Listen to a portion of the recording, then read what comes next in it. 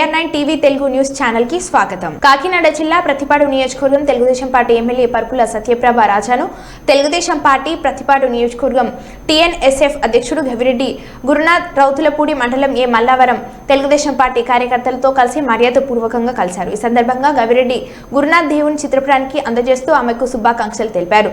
జై తెలుగుదేశం, జై చంద్రబాబు, జై పర్పుల సత్యప్రభ అంటూ నినాదాలు చేశారు.